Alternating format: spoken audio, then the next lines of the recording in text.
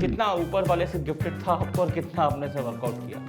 एक जर्नी पिछले 30 साल से मैं कर रहा हूँ। शुरू हमने मार्शल आर्ट सीखने से किया और उसके बाद जिम स्टार्ट किया, क्योंकि कहीं ना कहीं एक छोटी उम्र में समझ में आ गया था कि फिटनेस बहुत ज़रूरी है। सलमान भाई का कुछ एक देखा था मैंने, थोड़ा सा वो आउट ऑफ शेप थे, लेकिन लोग भूल जाते हैं ये वही सलमान खान है। मतलब उन्होंने 25 साल की बॉडी दिखाई हर फिल्म में। जब बोलो उन्होंने टी शर्ट निकाली, लोगों ने बिना मेकअप का, बिना किसी सीजी के, उन्होंने पूरी जीवन अपनी बॉडी दिखाई। और मुझे लगता भी नहीं कि उस लेवल का क्रेज कभी होगा। मतलब एक शाहरुख खान साहब या एक सलमान खान साहब कभी फिर से नहीं आएंगे। शाहरुख खान ने तो कहा ये लास्ट सुपरस्टार। हाँ, आई थिंक बिल्कुल सही कहा उन्होंने। मैंने अपना शरीर रोल्स के हिसाब से चेंज ऑलवेज किया है। जैसे मैंने एक तेलुगु फिल्म की थी, उसका नाम था कंचे। फिर जब रावण किया तो 25 किलो अपना वज़न बढ़ाया। कहीं हमारी किताबों में जो सही हमारी हिस्ट्री कभी दर्ज ही नहीं हुई, उस वजह से आई थिंक ये प्रॉब्लम है। नमस्कार, मैं हूं आपका दोस्त, आपका होस्ट मयंक तिवारी। स्वागत करता हूं आपका अल्फा टॉक्स में, पावर्ड बाय टिकट मार्ट। वैसे आपने प्रोमो में तो देख ही लिया होगा कि आज हमारे साथ कौन मौजूद है, लेकिन फिर भी मैं आपको थोड़ा सा उनका इंट्रोडक्शन दे देता हूं। एक दमदार पर्सनैलिटी, एक शानदार व्यक्तित्व के साथ, एक दमदार शरीर के मालिक, एक बहुत ही उम्दा कलाकार, बॉलीवुड में एक अपनी अलग पहचान रखने वाले, हमारे और आपके चहीते निकेतन धीर जी। सर, बहुत बहुत स्वागत है आपका अल्फा टॉक्स में। नमस्कार। और आपको देख के लगता है कि अगर एक मर्द का जो एक मर्दाना शरीर होना चाहिए, वो कुछ ऐसा होना चाहिए। Thank you so much. और सर, ये तो मैं कहता हूँ कि बहुत हद तक तो आपके जेनेटिक्स होते हैं और आपके ऊपर वाले की मेहरबानी होती है, फिर आपका खुद का वर्कआउट होता है कि आप इतने अच्छे शरीर के को प्राप्त करते हैं। तो ये कितना ऊपर वाले से गिफ्टेड था आपको और कितना आपने से वर्कआउट किया? ये फिटनेस का जो कीड़ा जिसे आप कहें, या जिसे एक जर्नी पिछले 30 साल से मैं कर रहा हूँ। शुरू हमने मार्शल आर्ट सीखने से किया और उसके बाद जिम स्टार्ट किया, क्योंकि कहीं ना कहीं एक छोटी उम्र में समझ में आ गया था कि फ़िटनेस बहुत ज़रूरी है। फिर जब ये फ़ैसला लिया कि एक अभिनेता बनना चाहता हूँ, तब भी समझ में आया कि फ़िटनेस किस हद तक ज़रूरी होता है। आजकल मैं कई एक्टर्स को सुनता हूँ कि वो कहते हैं कि केवल शरीर से कुछ नहीं होता, और सिक्स पैक, ये वो सब बातें बहुत कुछ सुनता हूँ मैं। लेकिन हर इंसान जो जिम जाता है उसे पता है कि किस हद तक शिद्दत चाहिए आपको अपना शरीर का ध्यान रखने में, सही खाना खाने में, और उसके बेनिफिट्स बहुत ज़्यादा हैं। तो आई थिंक जो लोग नहीं कर पाते वो इस चीज़ को नकार देते हैं या बहुत छोटा मानते हैं। लेकिन आई थिंक हर कोई ये मानेगा जब मैं कहूँगा कि एक किरदार जो है वो लुक में ही 70% खेल हो जाता है। अगर आप उस किरदार की तरह दिखते हैं तो आपका 70 से 80% आपने अचीव कर लिया, बाकी आपकी परफॉर्मेंस पर डिपेंड करता है। खैर, ये बात तो आप सही बोल रहे हैं। फिटनेस का कीड़ा पहले लगा था कि एक्टिंग का? फिटनेस का। मैं हमेशा से शुरुआत में आर्मी ज्वाइन करना चाहता था, कुछ डिफेंस में ऐसा कुछ। तो उसके लिए मार्शल आर्ट्स का मुझे बहुत शौक था बचपन से। तो 16-17 साल की उम्र से ही स्टार्ट कर दिया था मैंने। साथ साथ में जिम भी करता था, क्योंकि एक स्ट्रेंथ होना बहुत ज़रूरी था। आई थिंक दोनों, जो फिटनेस मेरी इज़ माई फर्स्ट लव। तो बचपन से एक्शन की तरफ कुछ ज़्यादा जी रुझान बिल्कुल। था? लोगों को सिंगिंग का शौक होता है, डांस का शौक होता है, मुझे एक्शन और फुल कांटेक्ट फाइट्स किया करता था मैं, तो मुझे वो रिझाता है। तो जब बचपन में हम लोग ये सब चीज़ों में एक्शन की तरफ ज़्यादा, जैसे सिंगिंग का शौक है तो बच्चा गाता है कहीं पे भी, डांस का शौक है तो कहीं पे भी किनारा जहाँ भी उसको मिलता है वो थोड़ा बहुत थिरकता है। और जब मार्शल आर्ट का शौक है, या फिर जब आपने शुरू नहीं किया होगा उससे पहले जब एक्शन का शौक था, तो कहीं थोड़ा बहुत प्रैक्टिकल किया? हम एक्चुअली बहुत अच्छे हमारे टीचर्स रहे हैं, तो उनसे हम बहुत सीखे हैं। और आई थिंक जब आप मार्शल आर्ट्स या ऐसा कुछ भी सीखते हैं तो पहले आपको एक हद तक तोड़ा जाता है कि आपके अंदर जो अग्रेशन है उसको चैनलाइज किया जाता है, और उसके बाद आपको वो कला सिखाई जाती है। तो आई थिंक आप कहीं ना कहीं काम भी हो जाते हैं। और जिन लोगों के साथ हम प्रैक्टिस किया करते थे वो हमसे भी 4 कदम आगे हुआ करते थे। तो आई थिंक बहुत अच्छा वो उस उम्र में बहुत अच्छा वक्त भी गुजरा और बहुत मज़ा आया, to be very honest. Martial art की क्लास के बाहर जाके कभी प्रैक्टिकल किया है? नहीं, मुझे ऐसा तो कुछ याद नहीं आता, पर हमारे समय मोबाइल नहीं हुआ करते थे ना, तो जीवन थोड़ा आसान था। हाँ जी। मौका नहीं मिला हैंड टू हैंड कॉम्बैट करने का, लेकिन फिर भी ऐसा तो हो नहीं सकता कि सर मतलब थोड़ा बहुत बचपन में आदमी शरारती ना हो या फिर उसे हाँ, थोड़ा बहुत आई थिंक हर एक इंसान के साथ होता है, पर ऐसा कुछ मेंशन घर करने में लायक ऐसी नहीं। खबरें नहीं आई कि निकिता ने उसका मुंह तोड़ दिया उसको उसने साइड किक मार दी नहीं, है? मैं काफ़ी शांत स्वभाव का इंसान हूँ, अच्छा, तो ये सब आई डोंट थिंक हमारे घरों तक बातें आई हैं। नहीं आई, हुआ नहीं वैसा। जी। मार्शल आर्ट एक होता है ना कि हम किसी से बहुत ज़्यादा इंस्पायर्ड होते हैं। जी। क्या मुझे मार्शल आर्ट देख देख के लगता है कि यार मैं मार्शल आर्टिस्ट बनना हूँ, सिंगर सुन सुन के लगता है कि मैं ऐसा सिंगर बन जाऊँ। तो ऐसा कोई मेंटर आपकी लाइफ में जिनको देख के आप देखिए, हम 80s के जो जनरेशन है, हम ब्रूस ली और जॉन क्लॉड वैन डैम और जैकी चैन इन लोग को देखकर बड़े हुए, लेकिन स्टाइल अगर आप देखें तो ब्रूस ली से आके आज तक, जैसे डांस में माइकल जैक्सन है तो वैसे ही फाइट में ब्रूस ली हैं। तो ये पूरी जनरेशन, मैं कहता हूँ कई पीढ़ियाँ उनसे प्रेरित हैं। तो जो मार्शल आर्ट का फॉर्म मैंने सीखा है उसका नाम है जीट कुंडो। उसके जो पिता हैं वो उस मार्शल आर्ट के, वो ब्रूस ली हैं, तो उन्हीं का मार्शल आर्ट है। और हमारा सर्टिफिकेशन अमेरिका के थ्रू हुआ था। उस ज़माने में through like video conference call हमें टेस्ट देना पड़ता था about your form and technique और सारा कुछ। तो मेरे लिए वो बहुत इंस्पायरिंग भी रहे, क्योंकि उनकी जो सोच थी ना सिर्फ एक्शन को लेकर लेकिन जीवन को लेकर, वो कहीं ना कहीं मुझे आज तक मेरे करियर में बहुत काम आती है। He was very motivational. Absolutely, उनका देहांत 32 साल की उम्र में हुआ, लेकिन अगर आप उनके बारे में पढ़ेंगे या उनकी लिखी गई चीज़ें पढ़ेंगे, चाहे वो जीवन के प्रति हो या फाइट के प्रति हो, हर एक चीज़ के प्रति उनका जो एक आउटलुक रहा है बहुत ही कमाल का रहा है। मतलब इतनी छोटी उम्र में इतनी गहरी सोच रखना बहुत बड़ी बात है। मैंने एक बात सुनी थी कि ब्रूस ली कहते हैं कि जहाँ तक जो बात अगर सही है तो आप बताइएगा कि मैं जिनसे बहुत ज़्यादा दाव पेच आते हैं उससे नहीं डरता।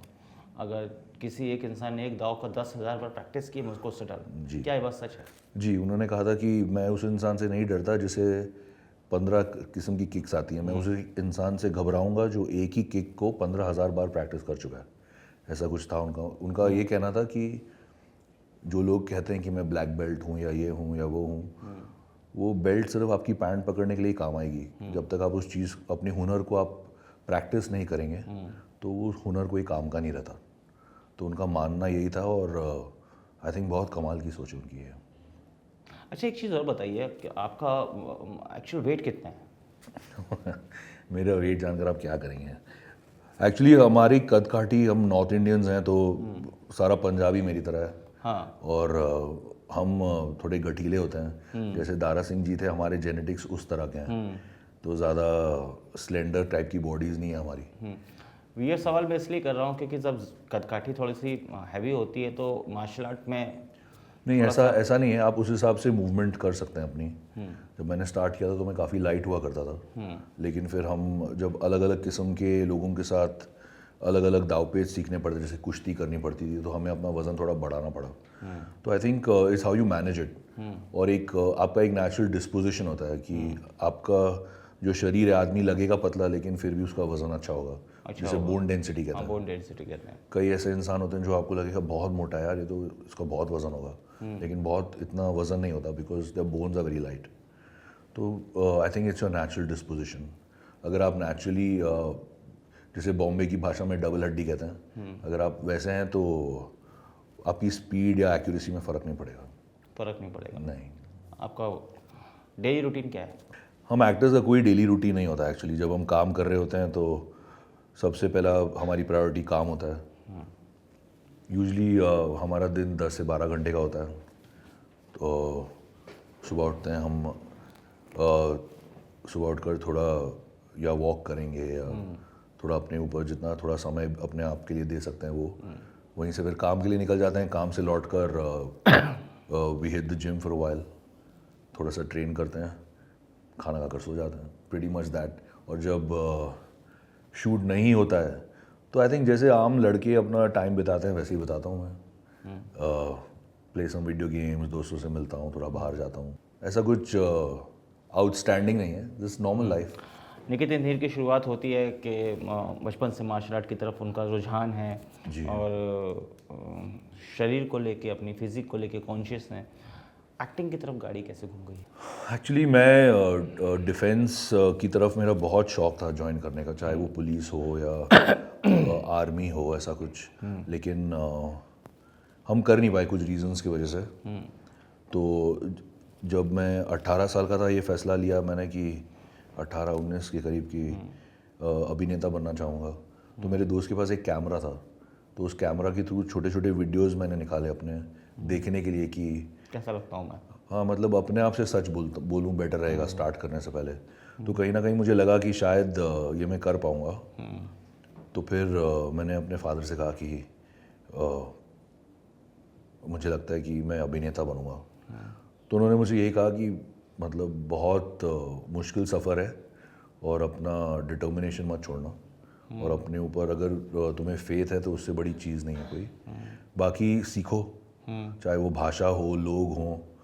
जीवन से ज़्यादा एक अभिनेता को और कुछ कोई नहीं सिखाता। कोई नहीं सिखाता। आप लोगों को ऑब्जर्व कीजिए अपने जीवन से, आपकी लोगों के साथ बातें करते हैं उनके जीवन से, कोई आपको दिख रहा है चलते हुए फिरते हुए, कहीं ना कहीं से आप इंस्पिरेशन ड्रॉ करते हैं, और उसी को जब आप ट्रांसलेट कर पाएँ तो यू आर गुड एक्टर। तो आपने एक्टिंग की कोई क्लास वगैरह नहीं? हमने ली बॉम्बे में, जो एक आध कोर्सेज जो होते हैं वो किया, लेकिन इतने सारे ऑडिशन दिए हैं कि हर ऑडिशन से हम बहुत कुछ सीखते चले गए। लेकिन हम जिस दौर में आए इंडस्ट्री में, तो उस ज़माने में हीरोज थोड़े लंबे चौड़े हुआ करते थे, अर्ली 2000s। तो जो एक फिल्म मैंने साइन की थी एज अ हीरो, वो मटेरियलाइज नहीं हुई। उसके बाद जोधा अकबर में मुझे विलन का किरदार मिला। तो कभी हमसे ये नहीं पूछा गया कि आपने एक्टिंग में क्या आपने सीखा है। हमें यही कहा गया कि we want you to be tall and strong, we want somebody like that, we want you to be well built. तो किसी ने कभी हमारे हुनर के बारे में बात नहीं, क्योंकि विलन्स के लिए जब तक हम आए थे उस किस्म का परफॉर्मेंस कहाँ होता है। आप आज भी अगर सोचेंगे पिछले 10 साल में 2 या 3 ऐसी फिल्में होंगी जहाँ आपको लगेगा कि हाँ काम किया है विलन ने यार, क्या उसको रोल मिला है। वो आजकल ना लिखते हैं ना होता है, तो it is just the physical body. तो फिर हमें लगा कि अगर सर्वाइव करना है और काम करना है तो उसी पे ध्यान देते हैं, एक्शन पे ध्यान देते हैं और फिज़िकल बॉडी पे ध्यान देते हैं। तो उस चीज़ को कहीं ना कहीं लोगों ने बहुत मिस इंटरप्रेट भी किया, सोचा कि शायद काम नहीं आता तो इसको मास्क कर रहे हैं, एक्शन और being overly built and all of that, typed हो गए जी। तो बस यही, फिर आई थिंक फिर जब आपके पास एक श्रीमद् रामायण में रावण करने का अवसर मिलता है, तो इतने सालों की जितनी भड़ास थी सब निकाल दी मैंने उसके अंदर, ताकि लोगों को ये तो समझ में आए कि इतना साल हमने यहाँ पर पापड़ नहीं बेले, काम आता है हमें। काम करने का मौका देना बहुत ज़रूरी है, क्योंकि जो एक फ़िल्म होती है, अगर 2.5 घंटे की फिल्म है, तो अगर हर बार हीरो जब एंटर होगा और अगर वो हाई स्पीड में एंटर होगा तो 30 से 40 सेकंड हर बार हीरो की एंट्री में चले गए। तो करीबन आपके 10 मिनट सिर्फ हीरो की एंट्री में गए। उसके बाद आपके दूसरे किरदार हैं, इमोशंस हैं। तो जब तक ये बात विलन तक आती है ना, तो ना कैमरा रुकता है, ना आपको सीन को जमा टिका कर करने का मौका मिलता है बहुत बार। तो उसमें कहीं ना कहीं जब ऑडियंस आती है, कहती है यार ये आप इम्प्रेसिव नहीं थे, आपने ये नहीं किया, but that impression is totally dependent on how you shoot it. आप अगर किसी को बहुत बेहतरीन तरीके से शूट करेंगे ना, बिना उसके बोले, वो इम्प्रेसिव लगेगा। जैसे मुझे चेन्नई एक्सप्रेस में रोहित भाई ने बहुत इम्प्रेसिवली शूट किया। उस फिल्म में मैं तमिल बोल रहा हूँ, और जो फिल्म हमारी हिंदी फिल्म इंडस्ट्री के लिए बनी थी, 90% मैंने जो कहा है किसी को समझ नहीं आया, लेकिन इमोशन समझ में आया। तो एक एक्टर के तौर पर मेरे लिए कितना डिफ़िकल्ट था कि मैं कैसे कन्विंस करूँगा लोगों को, लेकिन उन्होंने वो पूरा मौका दिया। और आज तक 2013 में वो फिल्म लगी थी, आज 2025 है, 12 साल हो गए, आज तक लोग उसे याद करते हैं। हैं। तो ये ऐसा क्यों? क्योंकि जिस तरह से उन्होंने शूट किया, बहुत फ़र्क पड़ता है इससे। आप किस तरीके से प्रेजेंट कर रहे हो, एग्जैक्टली, कितना treatment not only your villain और योर हीरो, हर किरदार का एक आप उस कैरेक्टर पे प्रेजेंटेशन। कितना, बिल्कुल, तो फिर लोग आपकी कहानी से जुड़ते एक हैं। होता है ना कि खाना बड़ा अच्छा बनाया, परोसने का एक जो तरीका होता है वो बड़ा इंप्रेसिव होगा तो खाना खाने का मज़ा लगा बिल्कुल। जाता है। मैं समझ सकता हूँ वो बात।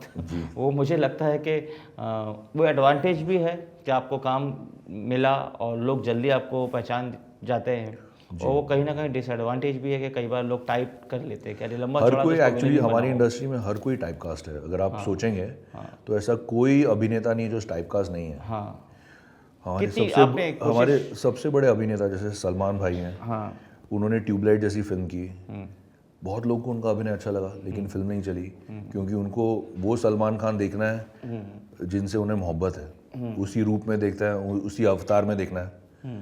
तो वो भी बेचारे टाइप कास्ट हैं, उसी चीज़ में फंसे हुए हैं। शाहरुख खान साहब हैं, उनको भी लोग एक तरीके से देखना चाहते हैं। तो ये बहुत बड़े लोग हैं, हम तो फिर बहुत छोटे आर्टिस्ट हैं in their compare to their stardom. तो आई थिंक टाइप कास्ट हर कोई है। कोशिश की आपने तोड़ने की इसको? बिल्कुल, मैंने अपने करियर में, अगर आप मेरा करियर देखेंगे, एक तो मैंने कभी ज़्यादा फिल्में नहीं की और ना ही मैंने अपने आप को कभी रिपीट किया। मैंने अगर एक हिस्टोरिकल की तो उसके बाद एक मॉडर्न फिल्म की जिसमें एक टेररिस्ट बनाऊं, मैंने कॉमेडी भी की, मैंने वॉर फिल्म्स भी की, पुलिस फिल्म्स भी की। पूरी कोशिश की कि मैं अपना हुनर दिखा सकूं, लेकिन जैसे मैंने कहा कि कई बार कटते छटते चीज़ें बहुत बदल जाती हैं और अलग हो जाती हैं। तो उसका भी एक कहीं ना कहीं you are aware of it. And I think हम विलन सबसे सिक्योर होते हैं। हमें पता है कि ना हमें प्रमोशंस में कोई आगे रखेगा, ना कई सारी चीज़ों में हम आगे होंगे, लेकिन हमें ये कॉन्फिडेंस होता है कि जब हमें स्क्रीन पर मौका मिला तो हम अपना जो है हुनर भी दिखा सकते हैं, और चाहे वो सामने कोई भी हो हम खड़े हो सकते हैं अपना, we can stand a ground. तो I think that confidence over time is the biggest take away. Body building की जब हम बात करते हैं, जिमिंग की बात करते हैं, तो जैसे आपने कहा कि एक्शन में या फिर आप मार्शल आर्ट में ब्रूस ली को अपना मेंटोर मानते हैं, उनको उनसे आपने काफ़ी सीखा। तो फिज़िकल ट्रेनिंग में जब आपने बॉडी बिल्डिंग स्टार्ट की या फिर जिमिंग स्टार्ट की, तो उधर कौन था जिसको देख के आपको लगता था कि मुझे इस तरह सा वर्कआउट करना है और जैसा? देखिए, एक तो मैं बॉडी बिल्डर नहीं हूँ, ना ही मैं ऐसा कुछ हूँ। मैं अपने शरीर के हिसाब से ट्रेनिंग करता हूँ। आई थिंक आज की दौर में, मतलब मैं कौन ही हूँ किसी को ज्ञान देने के लिए, भरा पड़ा है ज्ञान, जिसको चाहिए वो उठा के ले ले। लेकिन मैंने अपने आप को हमेशा एज अ फाइटर ट्रेन किया, never as a bodybuilder. तो मैंने जो भी किया वैसे ही किया। तो अगर आप मेरा फिजिक ऑन स्क्रीन भी देखेंगे तो वो जैसा मॉडल्स का होता है वैसा नहीं है, इतना एस्थेटिक नहीं होगा, लेकिन फंक्शनल है। तो मैंने कभी इस पे ज़्यादा जोर नहीं दिया कि यार मेरे एब्स कैसे हैं, क्या है। कभी फिल्में की तो अगर उसमें कभी पेट भी दिख रहा है, अगर हम एक गैंगस्टर का रोल कर रहे हैं जो निठल्ला है तो उसका पेट दिख रहा है, तो हमने वो भी कोशिश की कि छोड़ो, लेट इट गो, हम फिर कर लेंगे। तो उस हिसाब से हमने पूरी शिद्दत के साथ उन रोल्स को अप्रोच किया। तो जैसे मैंने आपसे कहा कि मैंने अपने शरीर को अपनी रिक्वायरमेंट के हिसाब से ही तैयार किया। कभी ये नहीं सोचा कि यार I want to look like Arnold Schwarzenegger और सिल्वेस्टर स्टैलोन, क्योंकि हमारा भारत वैसा है ही नहीं। हमारा भारत है दारा सिंह जी का, हमारा भारत है धर्मेंद्र जी का, सनी देओल जी का। ये आपको वैसी ही शरीर बॉडीज़ दिखेंगे। शुरू में अपने करियर में मैंने भी कोशिश की कि मैं अपने हाथ वैक्स करूं और या शेव करूं, या trim my chest and all that. फिर मैंने देखा कि ये हमारा भारत ही नहीं है। हम जहाँ रहते हैं वहाँ 90% लोगों के पीठ पे भी बाल हैं, कंधे पे भी बाल हैं। ये भारत है हमारा। तो मैंने अपनी पहली 2 फिल्मों के बाद ये फैसला किया कि मैं I am going to be normal and natural, just how जैसे लोग हैं हमारे देश में। और वो दिन है और आज का दिन, मैंने कभी जो चीज़ पे जो मुझे सही लगा मैंने वैसे ही किया। तो अपना शरीर भी मैंने वैसे ही रखा कि ओवरली बिल्ट ना हो, ज़्यादा ही नसें इधर उधर नहीं निकले, क्योंकि फिर लोग आइडेंटिफाई नहीं कर पाएंगे आपसे। तो जितना हो सके अपने किरदार को मद्देनज़र रखते हुए आप कीजिए, लेकिन ये भी मत भूलिए कि आप फिल्म बना रहे हैं हिंदुस्तान के लिए। अगर मैं वर्ल्ड लेवल पे बात करूं तो कोई ऐसा शख्स जिसकी पर्सनैलिटी आपको बहुत ज़्यादा इम्प्रेसिव लगती हो? बहुत हैं सर, बहुत हैं। आई थिंक मैं बोलना स्टार्ट करूँगा तो बहुत लंबी लिस्ट है। फिर भी इक्का दुक्का जो आपको बहुत ज़्यादा अच्छे लगते हो, कि पर्सनैलिटी हो तो ऐसी हो, मतलब मैं जिसकी पर्सनालिटी देख के आप स्तब्ध रह गए हो कि यार गजब पर्सनालिटी है? बहुत लोग हैं सर, जैसे यूल ब्राइनर थे, उनकी पर्सनालिटी एकदम मैग्नेटिक थी। और हमारे यहाँ ही अगर आप देखें, जैसे धर्मेंद्र जी थे, उनसे खूबसूरत एक्टर नहीं कोई। उनका क्या पर्सनालिटी लगता था ऑन स्क्रीन। अमरीश पुरी साहब की पर्सनालिटी देखिए ऑन स्क्रीन, मैग्नेटिक थे वो, in spite of the fact कि वो विलन थे। मन करता था उनको और सीन्स आए और देखें उनको और अब्जॉर्ब किया जाए। और क्रिस्टोफर रीव्स थे जिन्होंने सुपरमैन का रोल किया। बहुत बहुत लोग हैं, there are so many people who have fantastic personalities. Henry Cavill है जो जिन्होंने हाल ही में सुपरमैन किया, is great personality. Alan Ritchson who plays the Reacher, वो भी बहुत personality has, fully standing out. तो ऐसे बहुत बहुत लोग हैं जिनकी बहुत खूबसूरत पर्सनालिटीज़ हैं। सो आई थिंक इंडियन एक्ट्रेस में से अपने धर्मेंद्र, अमरीश पुरी साहब की बात की, हाँ जी, और जो बहुत ज़्यादा इम्प्रेसिव है। आई थिंक दो देखिए हम तो जिस जनरेशन में, हमारे लिए तो हीरोज़ आज भी अक्षय कुमार और सलमान खान, अजय देवगन और सुनील शेट्टी। हाँ, मतलब हम इन्हीं की फिल्में देखकर बड़े हुए। इन्हीं की और ये मेरा सौभाग्य है कि उनके साथ मुझे एक नहीं कई फिल्में करने का अवसर मिला। तो आज भी अगर आप अक्षय कुमार को देखें, क्या पर्सनालिटी उनकी है एट दिस एज ऑल्सो, बहुत अच्छी। और बॉडी लैंग्वेज तो मतलब हाँ, मेरे को मतलब कई बार मैं आजकल देखता हूँ, क्योंकि आजकल क्या है ना, सच से ज़्यादा मीम्स चलती हैं। हाँ, लोगों को मजाक उड़ाने में बड़ा मज़ा बड़ा आता है। मज़ा आता है। लेकिन जैसे अभी शायद सलमान भाई का कुछ एक देखा था मैंने, थोड़ा सा वो आउट ऑफ शेप थे, लेकिन लोग भूल जाते हैं ये वही सलमान खान है। जिसने बॉडी कल्चर लाया है। नहीं, मतलब उन्होंने 25 साल से बॉडी दिखाई हर फिल्म में। हर फिल्म जब बोलो उन्होंने टी शर्ट निकाली, लोगों ने बिना मेकअप का, बिना किसी सीजी के, उन्होंने पूरी जीवन अपनी बॉडी दिखाई है। मतलब आप सोचिए, वीर गति से लेकर सुल्तान तक कितना लंबा सफर है। कितना लंबा सफर है। और उस इंसान को you should look up to him. उन्होंने अपने आप को जिस तरह से मेंटेन किया है ना, आप देखिए उन्होंने कभी अपनी बॉडी पेंट नहीं की, कभी टैन नहीं किया। आजकल के ज़्यादातर एक्टर्स आप देखेंगे वो आपके सामने नहीं आएंगे कि just wait, I need to first apply makeup, I need to tan my body, it has to look a certain way. उन्होंने कभी परवाह नहीं की। तो उनका लेवल ऑफ कॉन्फिडेंस इतना था। तो कहने का मतलब है दीज गाइज वर ऑसम। अभी भी अक्की भैया है, वो सीधा अपनी टी शर्ट डालते, they have that confidence which is great, और जो आजकल की जनरेशन में नहीं है। मतलब आप किसी से भी आजकल देखेंगे तो नहीं है उनके अंदर ये, बहुत कॉन्शियस है वो लोग about a lot of things. तो आई फील ये जो जनरेशन थी वो the best, those heroes were the last of the big heroes. आज I think apart from Ranbir, I have not seen that craze for anybody in today's time. और मुझे लगता भी नहीं कि उस लेवल का क्रेज़ कभी होगा। मतलब एक शाहरुख खान साहब या एक सलमान खान साहब कभी फिर से नहीं आएंगे। शाहरुख खान ने तो कहा ये लास्ट सुपरस्टार। हाँ, आई थिंक बिल्कुल सही कहा उन्होंने, क्योंकि आजकल आप अपने पसंदीदा स्टार को मंडे टू सैटरडे इंस्टाग्राम पे ही देख रहे हैं कि वो क्या कर रहा है। सही बात है। तो आप टिकट देखकर क्यों देखने जाएंगे उनको अलग से। बहुत ईजी हो गया देखना जी। तो और ये एक तो स्पॉटेड वॉटेड के भी चक्कर ने बड़ा सत्यानाश किया लोगों का। तो आई होप ये कल्चर बंद हो, क्योंकि कहीं ना कहीं एक्टर्स का एक हल्का सा एनिग्मा होना बहुत ज़रूरी है। क्योंकि क्या है, हम यश चोपड़ा जी कहा करते थे कि वी सेल ड्रीम्स। हमें किसी को एक वो आदमी कितना भी अपने जेब से पैसा खर्चा कर रहा है and we are taking him on a journey, तो उसके लिए आपके किरदार जो हैं आपसे थोड़ा दूर रहेंगे तो बेटर है। राइट। जब आपके वो किरदार बहुत नज़दीक आ जाते हैं तो आप उस जर्नी पे नहीं जा पाएंगे उनके साथ। राइट। वर्क प्रोफाइल पे हम नज़र डालते हैं। जोधा अकबर, क्या एक्सपीरियंस था? जोधा अकबर मेरे लिए बहुत ख़राब एक्सपीरियंस था। बाय ओवरऑल आई थिंक जिस तरह से हमें ट्रीट किया गया, जिस तरह से आशुतोष गोवरीकर जी हमारे साथ उन्होंने व्यवहार किया, बिल्कुल अच्छा नहीं था एज ए न्यू कमर। तो उसके बाद बस सीखने को भी बहुत कुछ मिला। बहुत अच्छे आर्टिस्ट थे उसके अंदर। मतलब क्या व्यवहार खराब है, मतलब क्या, मतलब बहुत चीज़ें थी, मैं उसके बारे में ज़्यादा नहीं बोलना चाहूँगा। लेकिन it was not a good experience, but it was a great learning experience. मतलब उस चीज़ ने इतना ज़्यादा स्ट्रॉन्ग बना दिया मुझे, और इतना ज़्यादा क्लियर बना दिया कि मुझे क्या करना है, डू एंड डोंट्स, क्या नहीं करना है, किस किस्म का व्यवहार मैं सहूँगा या मैं नहीं सहूँगा, किस किस्म के लोगों के साथ मैं काम करूँगा या नहीं करूँगा। इररिस्पेक्टिव मुझे पता है कि कैसे भी करके मैं अपनी दाल रोटी तो चला लूँगा। मुझे ऐसा कोई बड़े एम्बिशंस नहीं है कि I want to be the number one, this that. As a villain, I want to do this, I want to do that.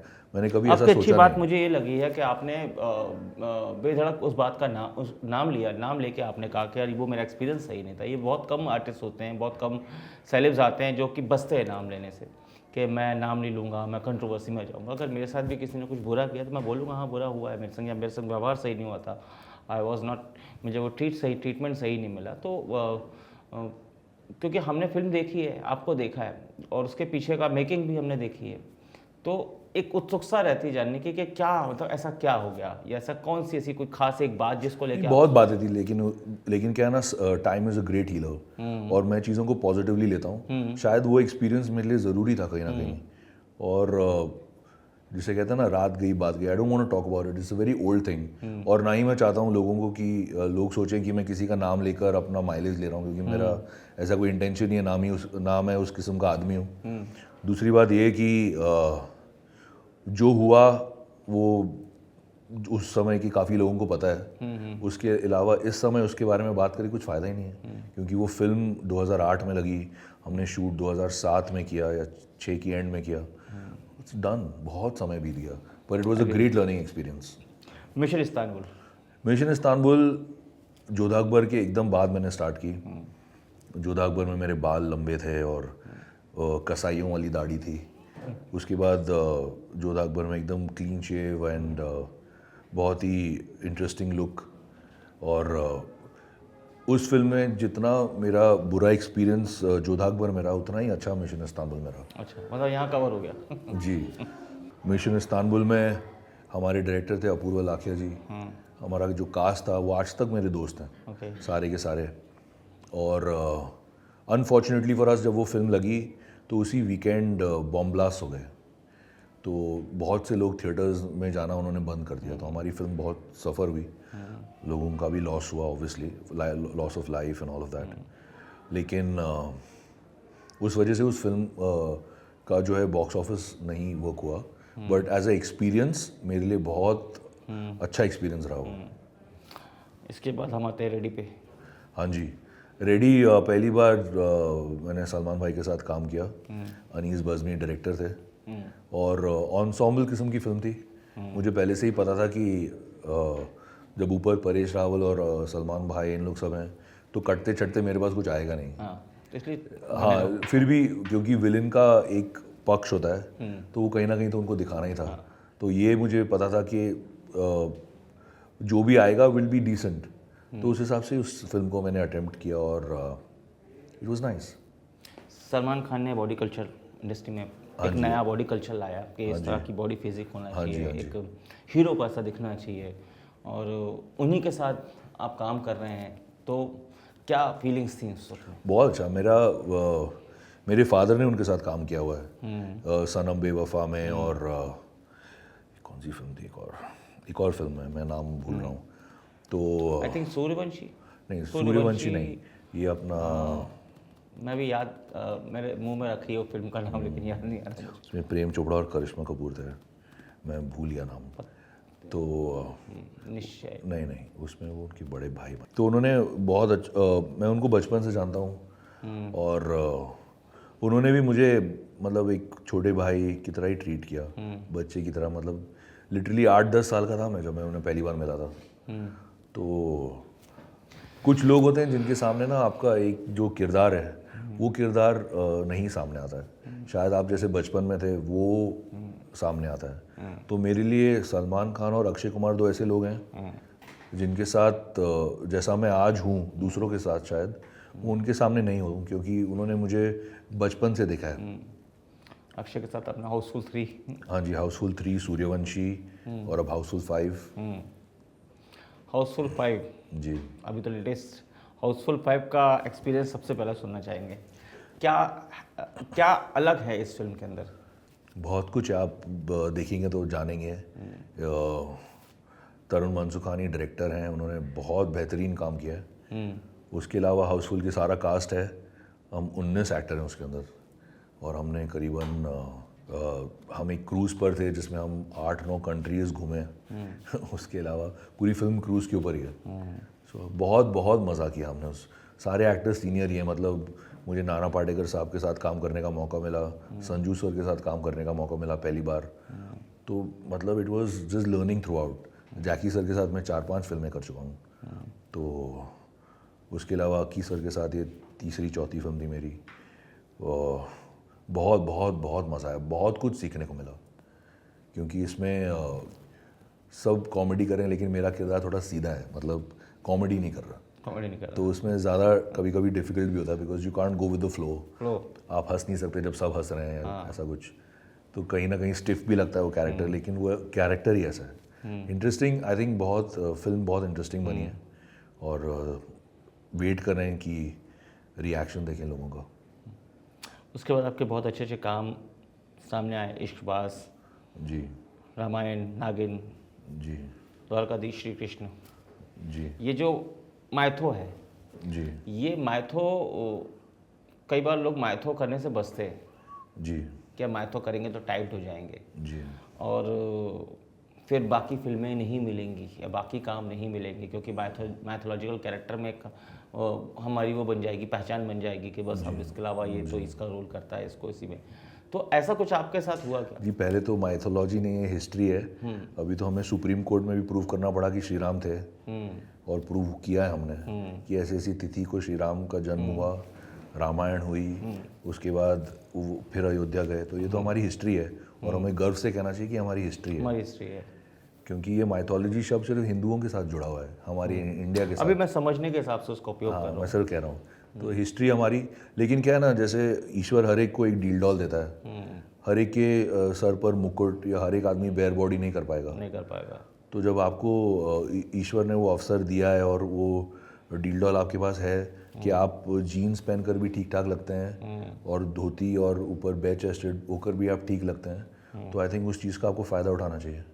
और जिस किस्म की परफॉर्मेंस आप एक हिस्टोरिकल सेटिंग में कर सकते हैं, वो कहीं नहीं कर सकते। जिस तरह से आपकी ज़बान साफ़ होती है, जिस तरह की हिंदी आप बोलेंगे, वो आप और कहीं नहीं कह सकते। मतलब मेरा सौभाग्य है कि मैं एक श्रीमद् रामायण में शुद्ध हिंदी बोल रहा हूँ, और वैसे ही एक मैंने वेब सीरीज़ की जिसका नाम है रक्तांचल, तो एक बड़ा घिनौना सा गैंगस्टर प्ले कर रहा हूँ, खूब उसमें गाली गलोच और सारा कुछ है। शायद लॉकडाउन के टाइम पे रिलीज हुआ। हाँ जी, तो उसके 2 पार्ट्स हुए हैं, अभी तीसरा पार्ट हम स्टार्ट करने वाले हैं अमेज़ॉन पर।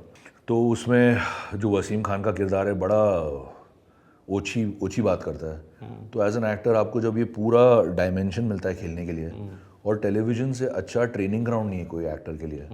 मतलब आप इतना सीख रहे हैं, आप सोचिए आपने कल काम किया, वो काम आज पब्लिश हुआ है, आप अपने आप को देख रहे हैं तुरंत के तुरंत, और आपको सीखने को मिल रहा है कि यहाँ मेरी गलती है, मैं थोड़ा सुधार सकता हूँ अपने आप को, और मेरा किरदार जो है मैं शायद इस तरफ लेके जा सकता हूँ। तो आपको कितना अवसर मिल रहा है अपने आप को बेहतर करने का। ये नहीं कि आपने आज जो काम किया वो साल भर बाद निकलेगा, अगर आपने देखा आपका माइंडसेट ही चेंज जाता है। जी, तो टेलीविज़न बहुत कमाल की जगह है सीखने के लिए, और बहुत अंडररेटेड है, मुझे ऐसा लगता है।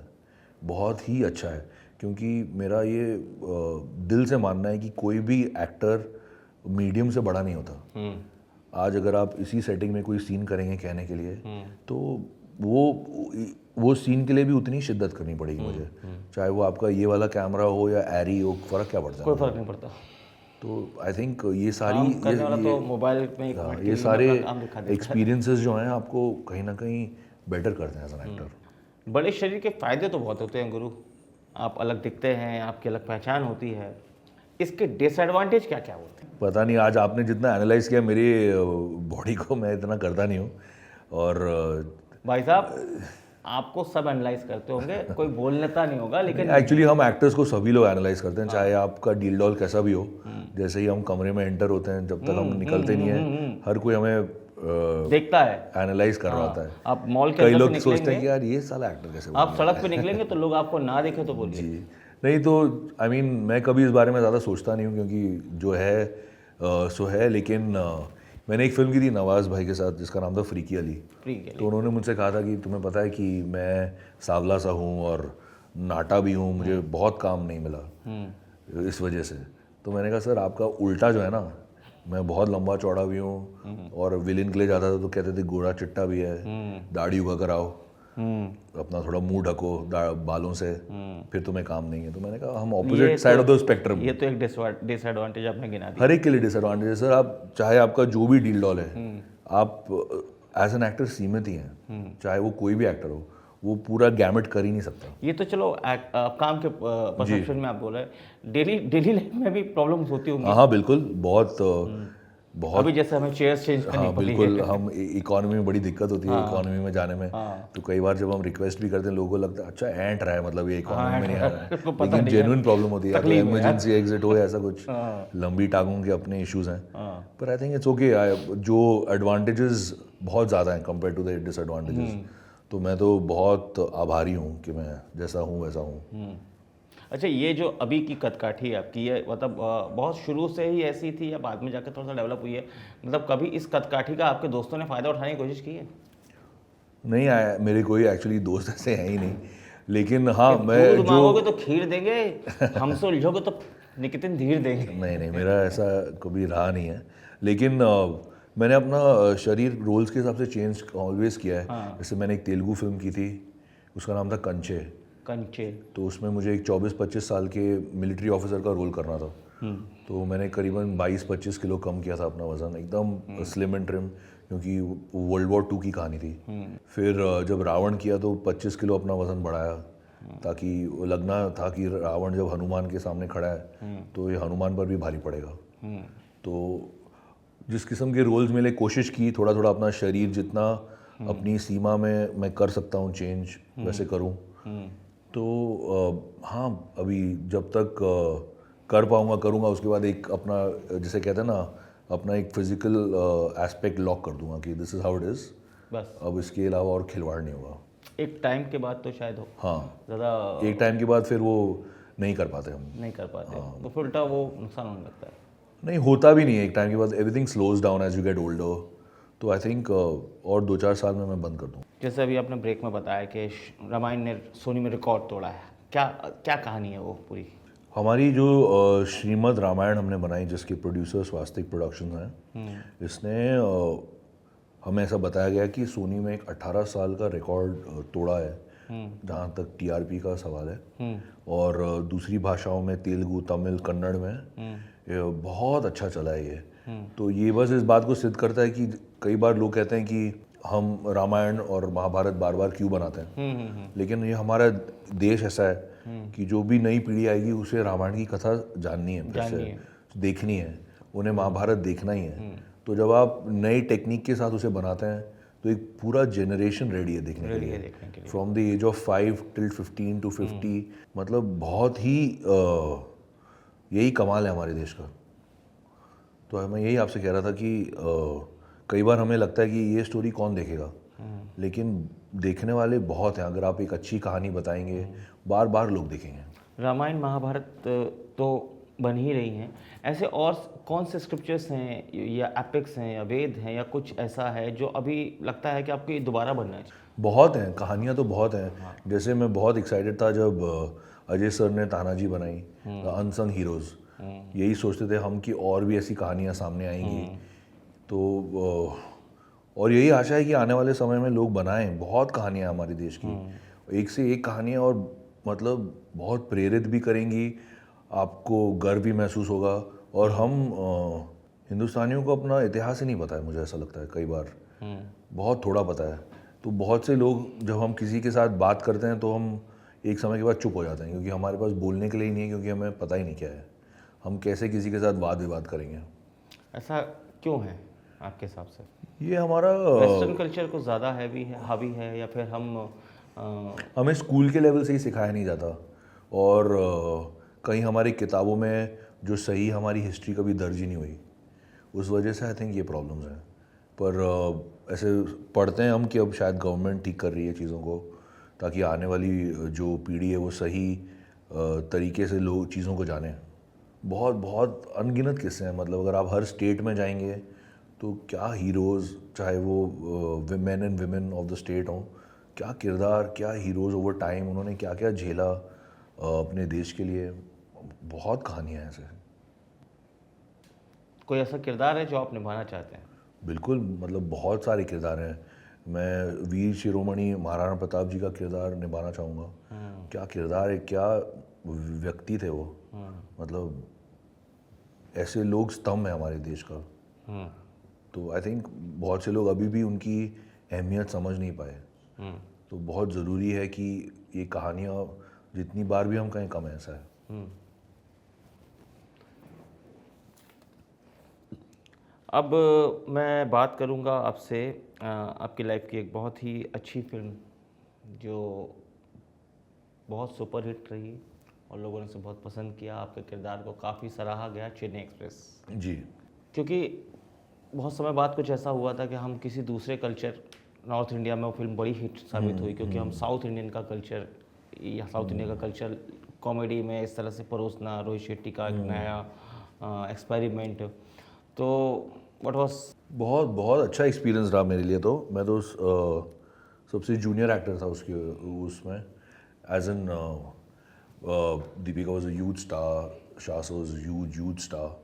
तो सत्यजीत जो थे अपना, सॉरी सत्यराज जी जो दीपिका के फादर बने हैं, वो तमिल सुपरस्टार थे, हैं इनफैक्ट, जिन्होंने बाहुबली में भी कटप्पा का रोल किया। तो मतलब उनके साथ तो सब लोग के साथ सीखने को बहुत मिला। और वो पूरा एक्सपीरियंस फ्रॉम डे वन जब तक हमने रैप किया, आई थिंक वाज फिनोमिनल।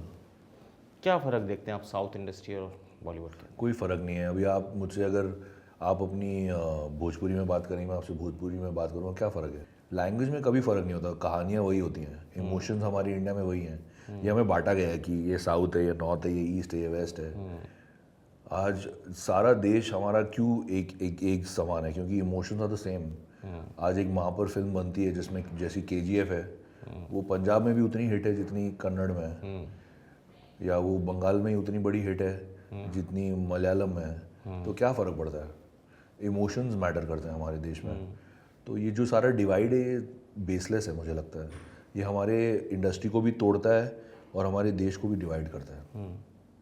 बाकी आप कोई भी एक्टर्स देखेंगे, सबका वर्क कल्चर सेम है हर जगह। और जो आजकल एक बात काफ़ी चर्चा में रहती है कि बॉलीवुड बहुत खतरे में है और साउथ की फिल्मों का क्या है ना, आजकल न्यूज़ चैनल्स बहुत हैं, या आपके एंटरटेनमेंट पोर्टल्स बहुत हैं। कई यूट्यूबर्स मैं देखता हूँ जो बहुत कुछ बोलते हैं, उनके फॉलोअर्स भी 80-90 होते हैं। तो सबको अपनी पहचान बनानी है। तो जो भी ट्रेंडिंग चीज़ होती है उसके ऊपर बिना पढ़े लिखे बोलना ज़रूरी है। ये हमारी इंडस्ट्री इतने सालों से है, 100 साल से चल रही है और 100 साल चलेगी। Ups and downs are part of it. हमारा जो फिल्म कल्चर है वो हमारे नस नस में है, कोई नहीं छोड़ने वाला। ना फिल्म देखना बंद करेंगे लोग, ना थिएटर जाना बंद करेंगे। यस, कहीं ना कहीं इंडस्ट्री को अपने आप को रिवैम्प करने की ज़रूरत है, वो करेगी। कई साल पहले ऐसे जब वीडियोस आए थे, वीडियो कैसेट्स आई थी, तब हमारे इंडस्ट्री में यही हाल हुआ था। लोग थिएटर्स में नहीं आते थे। लोगों ने कहा अरे वीडियो कैसेट्स आ गई, अब इंडस्ट्री ख़त्म। फिर लोगों ने अपने आप को री इनोवेट किया, फिर लोग भर भर के थिएटर्स में आए। आज OTT का ज़माना है तो लोग कह रहे हैं nobody will come because now OTT is here. लेकिन जो थिएट्रिकल आपका एक्सपीरियंस है वो हमेशा रहेगा। जो मिस्टेक्स हमारे यहाँ हो रही हैं, डेफिनेटली हो रही हैं, और उसको I think people will amend it. जो लोग इतने सालों से उन्होंने अपना पूरा जीवन इस इंडस्ट्री को दिया है, जिनका इतना स्टेक इसके ऊपर है हैवी, वो मेक श्योर करेंगे कि वो अपनी गलतियों को सुधारें और सही करें। हम बॉलीवुड और साउथ को अलग भी कर देते हैं, आपस में इनका कोई कंपैरिजन नहीं भी रखते हैं। तो बॉलीवुड में पहले की फिल्म मेकिंग में और चीज़ों में और अब में क्या कोई डिफरेंस दिखता है आपको? बिल्कुल। पहले जो था, हमारे यहाँ इंडिविजुअल प्रोड्यूसर्स होते थे, उनको कहानी कहनी थी, उस कहानी को कहा जाता था और उसके हिसाब से हर चीज़ होती थी। तो और अगर उस कहानी की डिमांड है कि वो सिर्फ 10 करोड़ रुपए में बनेगी तो उतने में ही बनती थी। आजकल उल्टा है, क्योंकि कॉर्पोरेट्स आ गए हैं। अगर वही कहानी मुझे 10 करोड़ में कहनी है, वो कहेंगे आप 100 करोड़ लीजिए, पर आप इसको लीजिए। लेकिन वो एक्टर मेरी कहानी में बैठता नहीं है, लेकिन मैं उसको लूँगा क्योंकि अब लालच आ गया है। अब नंबर्स का गेम हो गया है। या तो that is destroyed the industry in short. पहले की फिल्म में पहचान बनाने इट्स के नॉट लिए अबाउट दैट। पहले people used to make a film because they wanted to make a film. उनको एक कहानी बोलनी थी और उस कहानी को वो सपोर्ट करते थे, चाहे वो हिट हो या फ्लॉप हो, वो अलग चीज़ है। लेकिन वो अपने प्रोडक्ट को सपोर्ट करते थे। आजकल जब से कॉर्पोरेट्स आए, उनको सिर्फ प्रॉफिट लॉस की पड़ी है। आजकल कोई यही बात नहीं करता कि फिल्म अच्छी है, 100, 200, 300 करोड़ वो सब भी it is gone into numericals. वही तो मैंने कहा नंबर्स गेम हो गया, बिल्कुल, not only that and also I feel जो ये प्रोजेक्ट सिस्टम आ गया है ना, प्रोजेक्ट सिस्टम आ गया, तो इसमें क्या हो गया है कि हर एक का रिप्लेसमेंट है। रिप्लेसमेंट है। पहले ज़माने में हम सुना करते थे जब हम छोटे थे कि ये मेकर्स एक्चुअली अप्रोच करते थे किसी एक्टर को और कहते थे अगर आप ये नहीं करेंगे तो मैं बनाऊंगा ही नहीं, क्योंकि मैं किसी और के बारे में सोच ही नहीं सकता इस किरदार में। लेकिन हम आजकल ये कहाँ सुनते एक्टर को देखकर सोचकर फिल्म लिखी जाती थी, किरदार बना आजकल तो आप देखेंगे कि जिसने साइन किए वो 18वां होगा, उससे पहले 17 लोग ने मना किया है। मना किया होगा। तो आई थिंक ये culture is a problem and I hope कि इट चेंजेस। या तो जो लोग कॉर्पोरेट्स में हैं they should be lovers of cinema. इसको you can not treat as any other business because it's not like that. I think मैं एक आपसे बहुत एक ऐसा सवाल करना चाहूँगा जिसमें मैं चाहूँगा कि आप एक ईमानदारी से जवाब दें, क्योंकि मेरे दिमाग में काफ़ी समय से सवाल चल रहा था। जो कैरेक्टर की पहचान करना होता है किसी एक्टर का कि ये कैरेक्टर होता है और ऐसा कैरेक्टर है और मुझे ऐसा करना है, ये जो समझ है, जो इंटेलेक्चुअलिटी होती है एक एक्टर की किसी कैरेक्टर को पहचानने की, ये पहले के एक्टर्स में ज़्यादा था या फिर अभी के एक्टर्स में नहीं है? क्या कुछ डिफरेंस है? सिर्फ एक माइंडसेट के बारे में क्या या ये होता ना कि यार ये दिखावा सा है कैरेक्टर। देखिए मैं आपको बहुत सिंपली बताता हूँ, सारा कुछ जो है ना लिखावट का खेल है। हाँ, अगर आज हम एक फिल्म कर रहे हैं जिसमें आपकी कैरेक्टर में डायमेंशन ही नहीं है कुछ भी, मतलब जैसे कहते हैं ना एक लिफाफा है कैरेक्टर आपका, तो आप कहते हैं ठीक है मुझे पैसे की तो ज़रूरत है, घर चलाना है, तो मैं कर लेता हूँ ये किरदार। लेकिन अगर आपको वही किरदार जो है एक किताब की तरह है जिसके अंदर कई पन्ने हैं, उसके अंदर गहराई है, जैसे हम सब में है। जैसे आप ज़्यादातर फिल्मों में देखेंगे विलन बिना मतलब के हंस रहा है, कोई पागल है क्या? आप भी अगर सुबह में अगर आपके यहाँ पे कुछ दुख भी हुआ है आपके घर में, पर आप दिन में एक आध बार हंस भी देंगे। तो ये सारी जो चीज़ें हैं, नुआंसेस जिसे कहते हैं, अगर वो लिखावट में होगा तो एक अभिनेता निभा पाएगा, और अगर उसमें स्कोप हुआ तो। और पहले के ज़माने में क्या होता था कि उस चीज़ का स्कोप दिया जाता था। अब आप खुद अगर देखेंगे तो अमरीश पुरी साहब के बाद कोई विलेन है ही नहीं हमारे पास आज तक। कोई ऐसा नहीं है, इक्का दुक्का कहीं एक जयकांत शिकरे आया होगा, एक वो किरदार है, लेकिन वो विलेन जिनका आप नाम ले सको वो नहीं है कि ये विलेन है यार, मतलब वाओ। अमरीश पुरी साहब गाना भी गाते थे, सारा कुछ करते थे, उनको कॉमेडी भी करते थे, इट वाज उनके लिए लिखा जाता था सब। आजकल वो नहीं होता है, क्योंकि क्या है वो दे रियलाइज्ड कि जब तक आपका विलेन बड़ा नहीं है ना, आपका हीरो बड़ा हो ही नहीं सकता। आज आप चेन्नई एक्सप्रेस की बात कर रहे हैं, क्यों कर रहे हैं? क्योंकि उसमें थ्रू आउट तंगवली को ऐसा खड़ा किया गया, एंड तक लगा कि शाहरुख मार ही नहीं सकता इन्हें, ये अपना शाहरुख सर जो है वो कैसे करेंगे एंड में फिर, इसलिए वो बार बार शाहरुख सर कहते भी रहे कि कॉमन मैन। तो उसको और किरदार को बड़ा किया गया एंड तक, जब तक उसको तोड़ा नहीं गया हो। तो this is I think the secret of cinema which is not even a secret, everybody knows it. आप कोई भी फिल्म देखें उसमें जब जितना आपका बड़ा विलन होगा उतना बड़ा आपका हीरो होगा। कहीं ना कहीं जब ये छोटी छोटी चीज़ें टूटती हैं, जैसे एक कॉमेडियन हो गए जैसे जॉनी लीवर साहब, is an expert at what he does, Rajpal Yadav. पहले के ज़माने में जब आप इन एवरी फिल्म के जो किरदार थे ना, ये बहुत ज़रूरी हुआ करते थे। हीरो अपना काम कर रहा है, ये किरदार अपना काम कर रहे हैं, विलन अपना काम कर रहा है, तो क्या होता था ये खिचड़ी लोगों को बहुत मज़ा आता था। हर सीन में हीरो का होना ज़रूरी नहीं है। जैसे पहले के एक्टर्स होते थे, बहुत मेहनत करते थे, बहुत तैयारी करते थे, बहुत डूबे रहते थे। आजकल के एक्टर्स में वो बात है? आपको गलत फहमी, आजकल के एक्टर्स बहुत मेहनत करते हैं, ऐसा नहीं है। अगर आप सिर्फ सोचें कि आज स्टार बनना फिर भी इतना डिफिकल्ट नहीं है। आप एक दो हिट दे दें, लोग आपको स्टार बुला लेंगे। आप एक कोई टुच्चा सा रियलिटी शो करें, कुछ भी करें, सेलेब आपको लोग बुलाते हैं। मुझे तो ये शब्द ही पसंद नहीं है। तो फेमस होना आजकल डिफिकल्ट नहीं है, लेकिन अपना स्टारडम को सस्टेन करना इतने साल वो बहुत डिफिकल्ट है, क्योंकि आपको बार बार करना है। तो चाहे वो मिस्टर शाहरुख खान हो, मिस्टर सलमान खान हो, अजय देवगन साहब हो, अक्षय कुमार जी हो, सब हो, they have proven themselves. Why are they still where they are? क्योंकि ये बार बार अपना एक नया रूप लेकर आ रहे हैं ना ऑडियंस के सामने, दे आर पर्टिनेंट। और ये कैसे कर रहे हैं? क्योंकि वो मेहनत कर रहे हैं। आज ये सब 60-60 साल के हो गए हैं, तो कितने फिट हैं आज भी, कैसे हैं? मेहनत कर रहे हैं ना। इतना कुछ उनको ईश्वर ने दिया, उसके बाद वो कह सकते हैं forget it, I will retire, I can have a very good life. They are all very rich, they can have the best life, they do have the best life. उसके बावजूद वो मेहनत करते हैं, क्यों करते हैं? क्योंकि उनके अंदर वो पैशन है, वो करना चाहते हैं और काम करना चाहते हैं। आज बच्चन साहब जो सबसे बड़े हमारे नायक है हमारे इंडस्ट्री के, हैट्स ऑफ टू हिम। उनके बारे में हम सुनते हैं जिस तरह की मेहनत वो आज भी कौन बनेगा करोड़पति में करते हैं, मतलब it's unheard of at his age, it's outstanding. वो क्यों करते हैं? क्योंकि उनमें पैशन है। तो इस बात का तो मतलब मुझे नहीं लगता कोई तुक है कि पहले के एक्टर्स ज़्यादा मेहनत, आई थिंक आज भी बहुत मेहनत करते हैं, ऐसा नहीं है। मैं जेन ज़ी वालों की बात कर रहा हूँ। या मैं उनके साथ, मेरा इतना काम मैंने किया नहीं है, लेकिन मैं जानता हूँ कि लोग मेहनत ज़रूर करते हैं। Success and failure are two different things, लेकिन जब तक आप मेहनत नहीं करोगे आप ऑडियंस को रिझा ही नहीं पाओगे। आपको कितनी मेहनत करनी पड़ी चेन्नई एक्सप्रेस में अपने कैरेक्टर को पकड़ने में?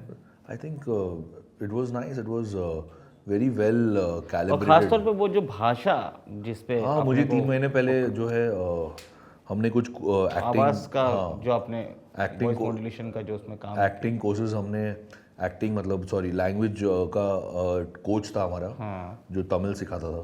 तो वो सारा मुझे बाउंड स्क्रिप्ट 3 महीने पहले ही मिल गई थी। मिल गया था। तो वो सारा हमने जो पढ़ा वो फिर बोलने में बहुत इजी हो गया। प्रैक्टिस कर करके वो चीज़ आ गई। जी, it was quite easy, it was not something. तो वो आप उसमें आपका रियल वॉइस था या डब हुआ? मेरा ही वॉइस था उसमें। आपका ही वॉइस था, क्योंकि कई बार, क्योंकि अभी जब सुन रहे हैं तो थोड़ा सा लगता है कि structure Of course, you modulate your voice in different films in different ways. Okay. That's the part of your job. तो दोस्तों क्या ही बोलूँ मैं, मतलब अगर आप मेरी जगह बैठे होते तो आपको पता चलता कि एक सही औरा कैसा होता है, एक सही आदमी का जब आप उसके साथ बैठ के बातचीत कर रहे हो। और इतनी दमदार शख्सियत है और इतनी प्यारे तरीके से उन्होंने हर बात का जवाब दिया, ना उनमें किसी तरह का कोई छल कपट या किसी बात को किसी तरीके से डिप्लोमेटिक तरीके से उन्होंने किसी भी चीज़ का जवाब नहीं दिया। और ये सच्चाई और ईमानदारी के साथ हमसे बैठ के यहाँ वार्तालाप कर रहे हैं। निकितन जी, पहली बात तो बहुत बहुत थैंक यू कि आपने हमको इतना वक्त दिया। और अब हम अपने पॉडकास्ट के लास्ट सेगमेंट पे आते हैं जिसको हम रैपिड फायर कहते हैं, जहाँ मैं आपसे कुछ सवालात करूँगा तो आपको उसके जवाब देने होंगे। जी, आप थोड़ा सोच के भी दे सकते हैं और चाहे तो फटाफट भी दे सकते हैं। आपका फेवरेट को स्टार जिसके साथ आपकी तमन्ना है कि आप बार बार बार बार काम करना चाहिए?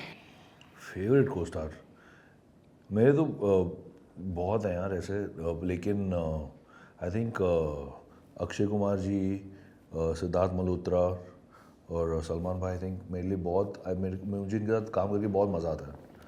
तो बार बार इनके साथ काम करने में I would love to work with them again and again. Favourite sport कौन सा आपका? फेवरेट स्पोर्ट, मेरा फेवरेट स्पोर्ट है फुटबॉल। फुटबॉल। जी, मुझे लगता है कि आजकल का जो दौर चल रहा है ना, हर इंसान अपने आप को दूसरों से अलग समझता है, लेकिन ऐसा है नहीं। आप ऐसे इंसान को कभी कभी अपना आइडल मान लेते हैं जिसे आप ना जानते हैं ना पहचानते हैं। आप देखिए आज भी हिंदुस्तान में कितने घर हैं जहाँ एक आदमी कमा रहा है 8 खा रहे हैं। उससे बड़ा अल्फा कौन है? वो बेचारा लगा रहता है कि मैं इसका भी कर लूँ, अपने बच्चों का भी कर लूँ, बीवी का भी कर लूँ, माँ बाप का भी कर लूँ। तो आपको ये सारे अल्फाज ही हैं। ये सब, ये जो बातें ना, सब बेमानी है पूरी की पूरी। आई थिंक आपका एक माइंडसेट होता है, जो हमारा जो कल्चर है हिंदुस्तान का, इससे बेहतरीन कल्चर ही नहीं है कोई, जहाँ आप सबको लेकर चलते हैं। तो हमारे यहाँ तो सभी ऐसे हैं। अगर आप बनारस में जाएंगे, जिस तरह के लोग हैं, जिस तरह की माटी है वहाँ की, वहाँ हर कोई कहेगा मैं अल्फा हूँ, क्योंकि वहाँ पे भोलेनाथ की कृपा है, कोई डरता ही नहीं किसी से। तो व्हाट एल्स इज अल्फा? तो कहने का मतलब है ये, it is your outlook, and जैसे आप देखते हो तो आप अगर उसे सही तरीके से लो और look up to the right people, I think that's more important than anything else. बेहतरीन बात है। और ये भी एक परिभाषा है अल्फा होने की कि आप सबको साथ में लेकर चलो, प्यार करो और ज़िंदगी में संघर्ष करो और कुछ बन के दिखाओ। आई थिंक ये सबसे निराली बात है। और निकितिन जी के लिए हमारे अल्फ़ा टॉक्स की तरफ से, हमारी ओर से एक बहुत छोटा सा तोहफा हम देना चाहेंगे, क्योंकि आज आपने हमको वक्त के साथ साथ बहुत अच्छा एक लेसन भी दिया कि अपने आप को बनाना कैसे चाहिए। और प्लीज़ तोहफा लेके आइए। अल्फ़ा टॉक्स वाले आपको एक प्यारा सा छोटा सा नजराना पेश करते हैं और ये आपके लिए। Thank you so much, all the best आप सभी को। Thank you so much. तो नितिन सर, जाने से पहले जी। मैं चाहूँगा कि आप अपने चाहने वालों को और जो आप ही की तरह कुछ बनना चाहते हैं, कुछ करके दिखाना चाहते हैं, उनके लिए, अपने फैंस के लिए अगर कोई संदेश अगर आप देना चाहें तो आप प्लीज़ दीजिए, ताकि लोग कुछ सीख सकें। जी, मैं तो बस यही कहूँगा कि आप अपने जीवन में जो भी करना चाहते हो, अपने ऊपर भरोसा रखिए और ये मान के चलिए कि आपके अंदर ऐसा कुछ यूनिक है जिसकी वजह से आप अपने फील्ड में सक्सीड करेंगे। और ज़्यादा लोगों की बातों को मत सुनिए, believe in your self and be patient. जब समय सही होगा तो सब होगा। बहुत बेहतरीन बात है और हम सर का धन्यवाद करते हैं। Sir, thank you so much, आपने वक्त निकाला और हमें मौका दिया आपके साथ बातचीत करने का। तो आप मेरे साथ बने रहिए इसी तरह से। हम फिर आएंगे किसी नए मेहमान के साथ और करेंगे आपसे ढेर सारी बातें। Thank you so much.